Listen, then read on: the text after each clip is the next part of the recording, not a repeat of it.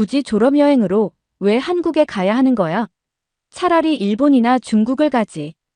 프랑스의 한 고등학교 학생들이 335 모여 불만을 터뜨리고 있습니다. 졸업여행지가 한국으로 결정되었다는 소식에 교실 안은 웅성거리기 시작하는데요.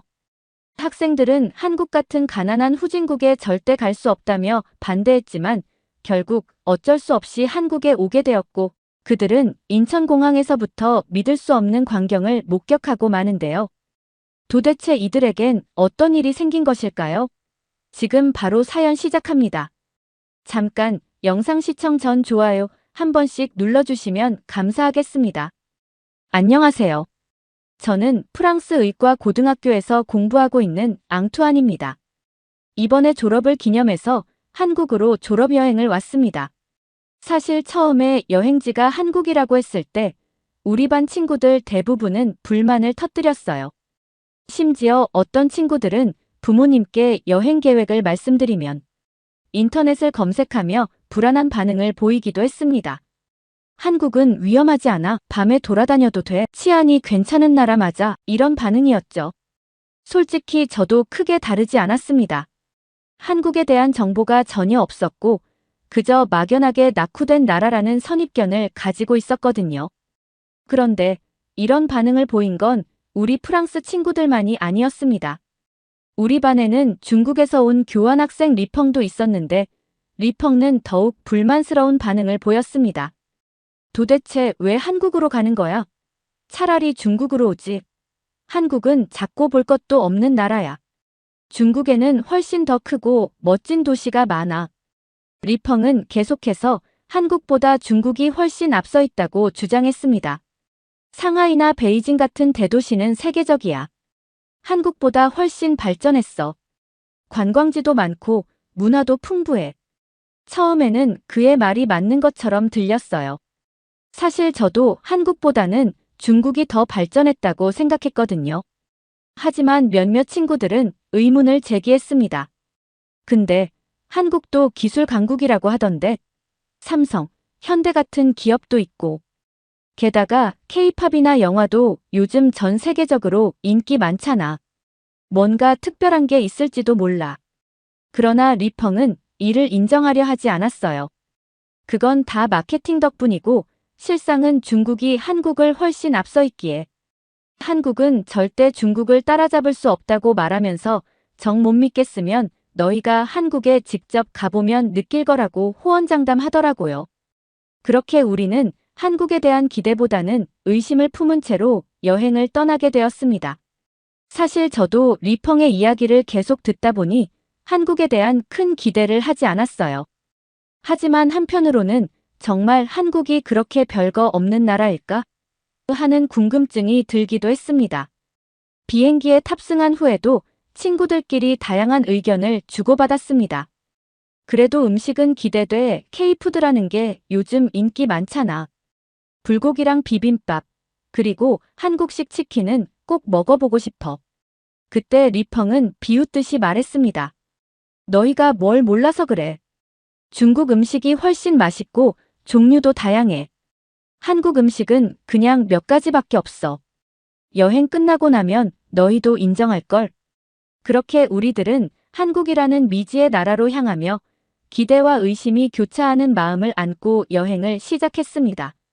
하지만 한국에 도착한 순간부터 우리들의 예상은 철저히 깨져버렸습니다. 비행기에서 내려 인천공항에 발을 디딘 순간 우리는 예상과는 전혀 다른 광경을 마주했어요.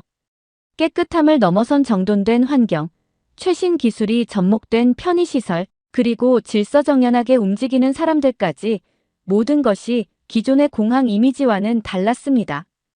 프랑스의 공항에서는 바닥에 굴러다니는 쓰레기나 낡고 관리되지 않은 시설을 쉽게 볼 수 있었죠. 하지만 인천공항은 달랐어요. 바닥은 반짝였고 대형 유리창 너머로 자연광이 쏟아져 들어왔습니다. 공항 내부는 마치 최첨단 호텔 로비를 연상시키듯 세련되고 효율적으로 설계되어 있었고요. 공항 곳곳에서 무료 와이파이가 강한 신호로 끊김없이 연결되었고 안내 시스템은 다양한 언어를 지원해 외국인들도 쉽게 이용할 수 있도록 배려되어 있었습니다.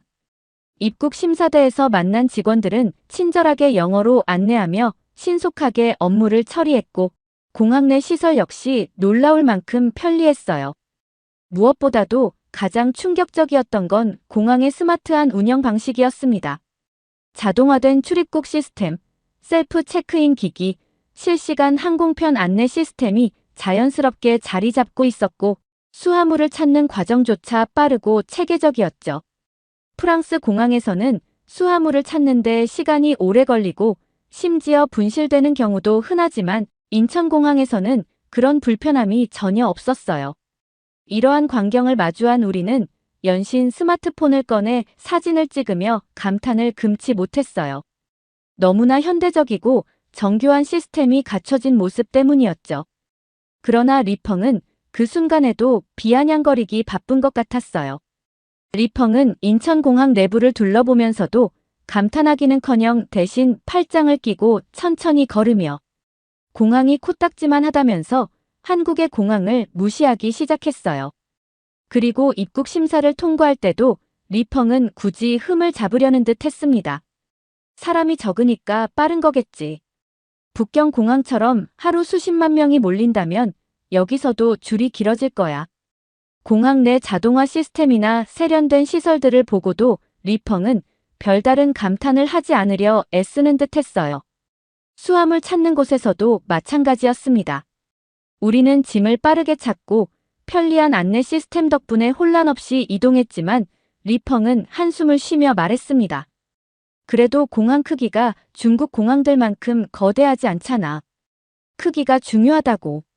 친구들은 그의 태도에 피식 웃었어요. 리펑, 그냥 인정해. 한국 공항 시스템 엄청나잖아. 우리가 중국 공항에서 수화물 찾을 때 얼마나 오래 걸렸는지 기억 안 나? 한 친구가 농담 섞인 말투로 말했어요. 리펑은 잠시 입을 다물었다가 어깨를 으쓱하며 말했습니다. 뭐, 빠르긴 하네. 하지만 아직까지는 내 생각이 크게 바뀌지는 않았어. 리펑의 터무니없는 태도에 저는 점점 지쳐갔어요.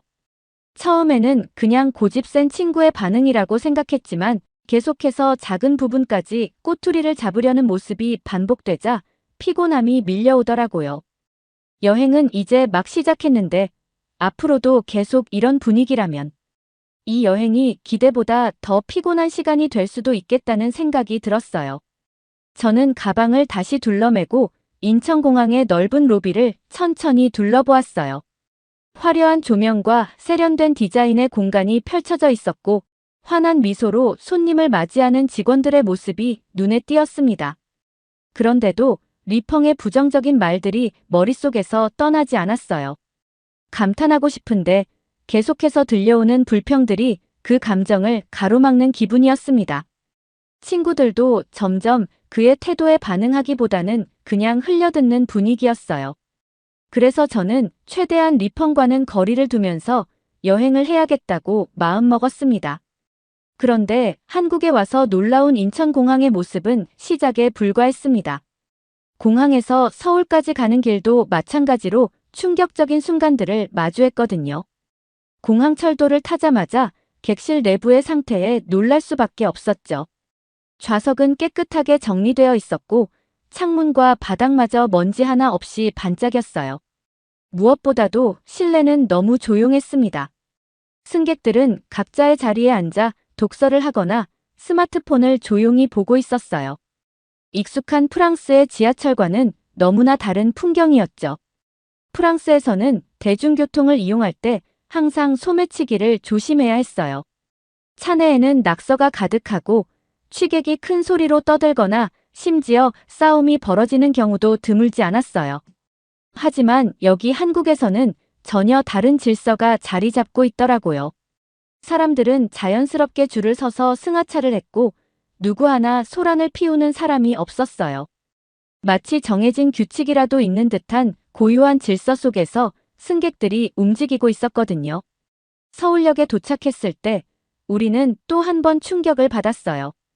플랫폼에 내리는 순간부터 세련된 분위기가 강하게 느껴졌거든요. 에스컬레이터와 엘리베이터는 깔끔하게 정돈되어 있었고 역 내부에는 다양한 상점과 편의시설이 자리 잡고 있더라고요. 프랑스의 기차역과는 비교도 되지 않을 정도로 깨끗하고 정돈된 공간이었어요. 무엇보다도 서울역 주변을 둘러싼 풍경이 압도적이었습니다. 엄청난 높이의 빌딩들이 줄지어 서 있었고 곳곳에 정돈된 녹지가 배치되어 있어 도심 속에서도 여유로움을 느낄 수 있었어요. 도시는 활기찼지만 혼잡하지 않았고 거리에는 쓰레기 하나 보이지 않더라고요. 공공시설도 철저히 관리되고 있었고 불법 주차 차량도 거의 없었어요. 가로수 아래 마련된 벤치에서는 사람들이 여유롭게 쉬고 있었고 곳곳에 공원이 있어 도심 한복판에서도 자연을 느낄 수 있다는 게 신기했어요. 프랑스에서 늘 보아오던 어두운 지하철역과 낡고 관리되지 않은 거리의 모습이 머릿속에 스쳤어요. 서울의 모습은 그것과는 완전히 다른 세계 같았어요. 친구들은 서로를 바라보며 믿기 어렵다는 표정을 짓고 있었어요. 이 모든 광경이 현실이라는 게 쉽게 받아들여지지 않더라고요. 그런데 순간 궁금한 점이 생겼어요. 도대체 리펑은 한국에 대해서 왜 이런 말도 안 되는 거짓말을 했던 걸까요? 한국이 낙후된 나라라고 했던 그의 말이 완전히 틀렸다는 게 분명해졌는데도 그는 여전히 태연한 얼굴을 하고 있었어요. 혹시 리펑은 한국에 대해 잘못된 정보를 듣고 그런 생각을 했던 걸까? 아니면 애초에 한국을 무시하고 싶어서 그랬던 걸까? 친구들도 저와 같은 의문을 품은 듯 했어요. 한 친구는 리펑은 지금 속으로 좀 당황하고 있을지도 모른다면서 저걸 보고도 인정 안 하면 그게 더 이상한 것 같다며 속삭이듯 제게 말했어요. 저 역시도 고개를 끄덕였어요. 하지만 가장 큰 충격은 그날 저녁 우리가 직접 겪은 사건이었어요. 서울을 돌아다니며 충격을 받은 것도 잠시 우리는 한국 고등학교의 기숙사에 도착했습니다. 처음 건물을 본 순간 저는 여기가 정말 고등학교 기숙사가 맞는지 의심이 들었어요. 입구를 지나 로비로 들어서자 널찍한 공간이 펼쳐졌습니다. 깔끔한 바닥과 세련된 조명, 곳곳에 배치된 편의 시설들이 눈에 들어왔어요. 가방을 끌며 복도를 걸어가다 보니 점점 더 놀라게 되었습니다. 기숙사 내부에는 24시간 운영되는 편의점, 코인 세탁실, 피트니스 센터, 그리고 전자도어락과 최신 보안 시스템까지 완벽하게 갖춰져 있었어요. 모든 것이 최신식이더라고요. 이게 정말 고등학교 기숙사라고. 프랑스에서 지내던 기숙사와 비교하면 너무나 큰 차이가 느껴졌어요. 거기서는 온수를 사용하려면 눈치를 봐야 했고 샤워를 하려면 30분씩 줄을 서야 했거든요. 벽에는 곰팡이가 피어 있었고 바닥에서는 벌레가 기어다니는 것도 흔한 일이었죠. 그런데 이곳은 완전히 달랐어요. 이곳은 마치 호텔 같았습니다. 그런데 시설만 좋은 게 아니었어요. 그때 옆에서 형규가 미소를 지으며 말했어요. 이건 그냥 평범한 한국 고등학교 기숙사야. 저는 순간 아무 말도 할 수 없었어요. 머릿속이 복잡해졌죠. 저는 궁금해져서 형규에게 물었어요. 이런 기숙사는 등록금이 엄청 비싸지 않아? 우리 학교 기숙사는 시설도 별로인데도 가격이 비싼데. 형규는 어깨를 으쓱하며 웃었어요. 대부분의 공립학교 기숙사는 국가 지원이 많아서 학생들이 저렴하게 이용할 수 있어. 물론 사립학교는 가격이 다르지만 공립학교라면 기숙사비도 크게 부담되지 않지. 게다가 장학금 제도도 잘 되어 있어서 형편이 어려운 학생들도 충분히 지원받을 수 있고. 저는 깜짝 놀랐어요. 프랑스에서도 장학금이 있지만 교육시설은 열악한 경우가 많고 등록금이나 기숙사 비용 부담이 크거든요. 그런데 한국에서는 학생들이 더 나은 환경에서 공부할 수 있도록 다양한 지원이 이루어지고 있다는 사실이 신기했어요. 시설도 훌륭한데 비용까지 합리적이라니 한국은 교육에 정말 많은 투자를 하는 나라구나. 한국에 오기 전까지 나는 이 나라가 이렇게까지 발전한 곳일 거라고는 생각도 못했거든요. 한국이 가난한 나라라고, 한국이 볼 것 없는 나라라고. 그런데 내 눈앞에는 최신식 시설을 갖춘 기숙사가 있었어요. 넓은 공간, 깨끗한 환경, 학생들을 위한 최첨단 편의시설까지. 이 모든 게 보편적인 수준이라니 믿기지가 않았습니다. 프랑스에서는 기숙사 생활을 하려면 높은 비용을 감당해야 하고 그마저도 열악한 환경에서 지내야 하는 경우가 많아요. 하지만 한국에서는 학생들이 적은 부담으로 이렇게 좋은 시설을 이용할 수 있다니 저는 기숙사 천장을 바라보며 생각했어요. 우리는 한국을 너무 몰랐던 게 아닐까? 이곳에서 보내는 시간이 길어질수록 내가 알고 있던 한국이라는 나라가 점점 새로운 모습으로 다가오고 있었습니다. 저는 친구들과 눈을 마주쳤어요. 모두들 말없이 감탄하는 표정이었어요. 하지만 한 사람만은 예외였죠. 리펑이었어요. 그는 팔짱을 낀 채 기숙사를 둘러보더니 코웃음을 치더라고요. 이 정도면 그냥 신식 건물일 뿐이야. 한국 모든 기숙사가 이렇진 않겠지. 저는 한숨이 나올 뻔했어요. 도대체 얼마나 더 많은 걸 봐야 리펑은 인정하려는 걸까요? 친구들도 더 이상 리펑의 말에 반박하지 않았어요. 기숙사에 도착한 지 얼마 지나지 않아 리펑이 짜증이 가득한 얼굴로 가방을 뒤적이기 시작했어요. 처음엔 그냥 뭔가 찾고 있나 싶었는데 그의 표정이 점점 심각해지더라고요. 알고 보니 리펑은 안경을 잃어버렸더라고요. 리펑은 원래 시력이 좋지 않아서 안경 없이는 제대로 앞도 못 보는 편인데 정작 어디에서 잃어버렸는지조차 기억을 못하고 있었습니다. 우리는 방 안과 로비를 샅샅이 뒤졌지만 안경은 어디에도 보이지 않았어요. 리펑의 얼굴이 점점 굳어지더니 결국 포기한 듯 한숨을 쉬며 새 안경을 맞출 수밖에 없겠다고 했어요. 그런데 그 말이 나오자마자 내 머릿속에는 프랑스에서 안경을 맞췄던 기억이 떠올랐습니다.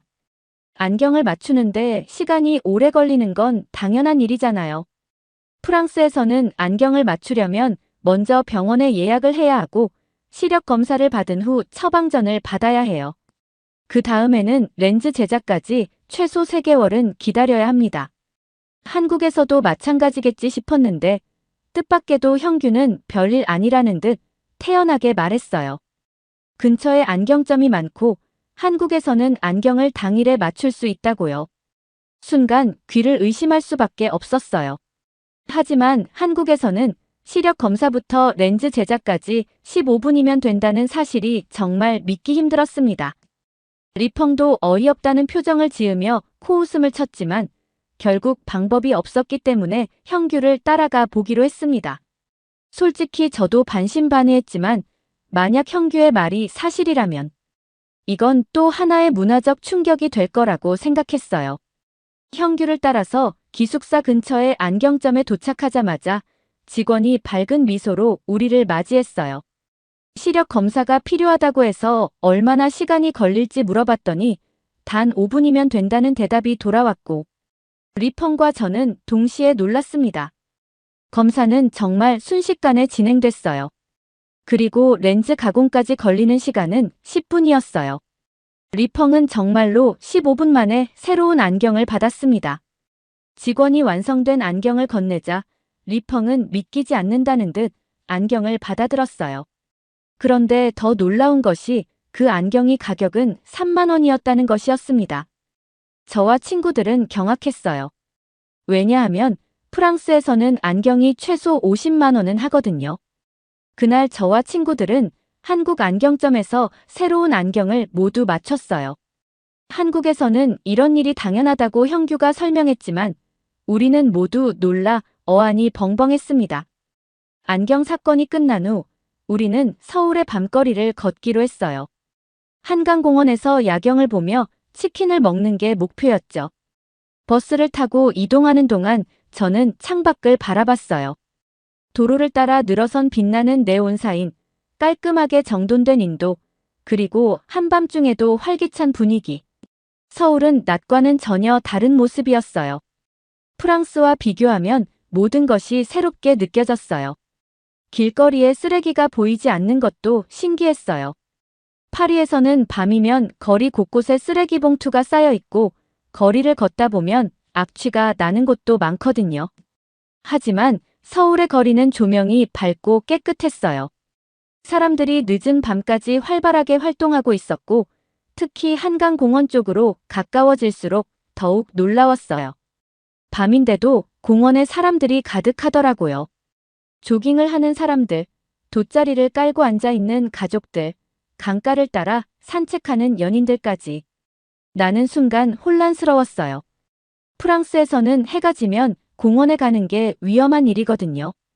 밤에는 강도나 소매치기가 많아서 사람들이 공원을 피하는 게 일반적이에요. 그런데 서울에서는 전혀 달랐어요. 나는 고개를 돌려 형규를 바라봤어요. 여긴 밤에도 이렇게 사람이 많아.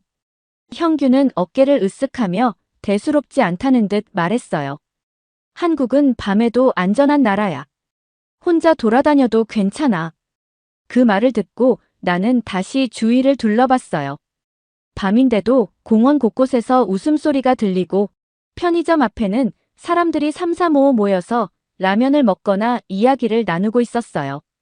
한강 위로 반짝이는 불빛이 반사되면서 공원 전체가 고요하면서도 생기 있는 분위기를 풍기고 있었어요.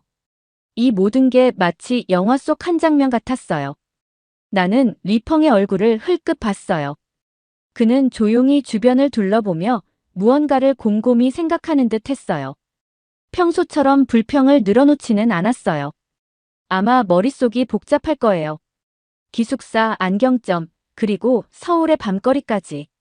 지금까지 자신이 알고 있던 한국과 실제 경험한 한국이 완전히 다르다는 걸 깨닫고 있는 것 같았어요. 그의 기존 선입견이 흔들릴 수밖에 없는 순간이었죠. 한강공원에 도착한 후 우리는 편의점에서 치킨과 라면을 샀어요. 형규는 익숙한 손놀림으로 따뜻한 라면, 용기에 뜨거운 물을 붓고 치킨 박스를 열며 말했어요. 한강에 오면 이렇게 먹는 게 국룰이야.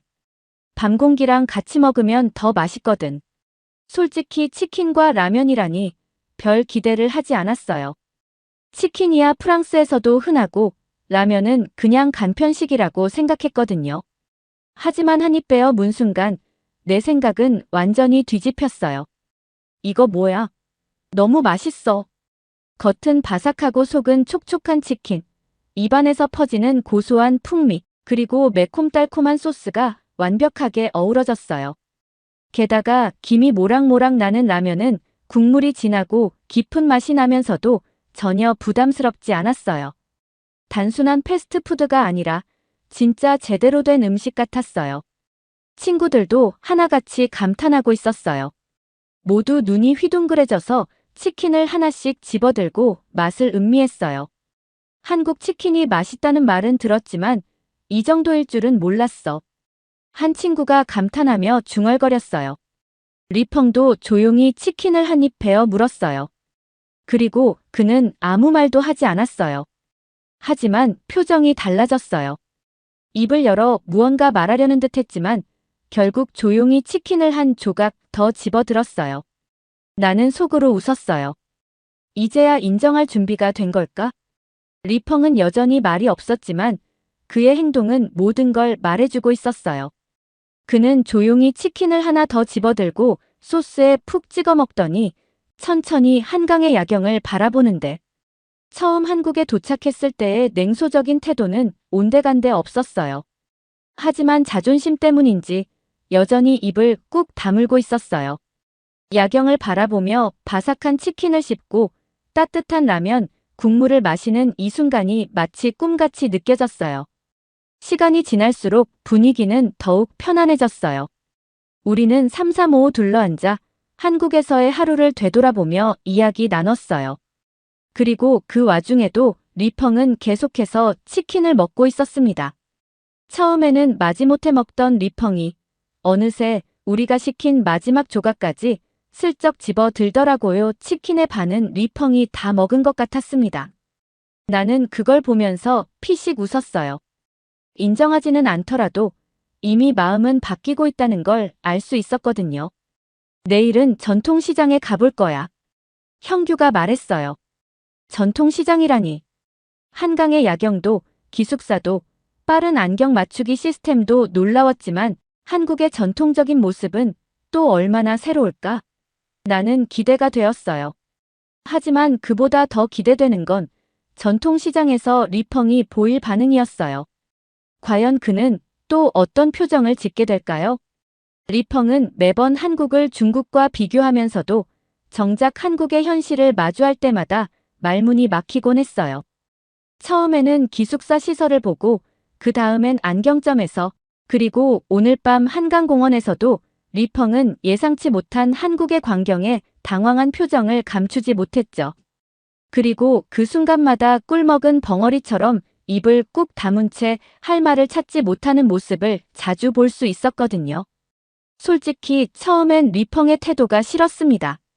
하지만 시간이 지날수록 리펑의 반응이 은근히 재미있게 느껴지기 시작했어요. 한국이 예상보다 훨씬 앞서 있다는 걸 깨달을 때마다 리펑의 표정은 꼭 당황한 강아지처럼 얼어붙곤 하거든요. 인정은 하기 싫은데 눈앞에 펼쳐진 현실이 그러니 결국 할 말을 잃는 거죠. 그래서일까? 내일 전통시장에 가면 리펑은 또 어떤 반응을 보일지 궁금합니다. 이번에도 그 특유의 자존심을 지키려고 애쓰겠지만 결국은 또 말없이 놀라움을 삼켜야 할 거예요. 어쩌면 이제는 그 순간을 기다리는 제가 더 설레고 있는지도 모르겠네요. 전통시장에서의 리펑의 모습과 후기가 궁금하시다면 댓글로 남겨주세요. 2탄 후기를 가져오도록 하겠습니다. 오늘의 사연 어떻게 들으셨나요? 프랑스 고등학생들이 졸업여행으로 한국을 방문하면서 겪은 예상치 못한 경험들, 흥미롭지 않았나요? 처음에는 한국을 탐탁지 않게 여기던 학생들, 특히 중국에서 온 리펑은 한국이 중국보다 뒤처졌다고 단언했죠. 하지만 현실은 달랐습니다. 최신식 기숙사에 입성한 순간부터 한국의 편리한 시스템에 당황하기 시작했고, 단 15분 만에 안경을 맞출 수 있다는 사실에 말을 잃었죠. 서울의 밤거리는 리펑의 예상을 완전히 빗나갔고, 한강공원에서 치킨과 라면을 먹으며 결국 무너지고 말았습니다. 그리고 내일은 전통시장 방문이 기다리고 있죠. 과연 리펑은 이번에도 자신의 자존심을 지킬 수 있을까요? 아니면 또 한 번 예상치 못한 한국의 모습에 놀라며 꿀먹은 벙어리가 될까요? 다음 이야기가 더 기대되네요. 두 번째 이야기가 궁금하시다면 댓글로 꼭 알려주세요. 오늘의 사연이 좋으셨다면 구독과 좋아요를 눌러주세요. 여러분의 구독과 좋아요는 영상 제작에 큰 힘이 됩니다. 끝까지 시청해주셔서 감사합니다. 더욱더 감명 깊은 사연으로 찾아뵙겠습니다.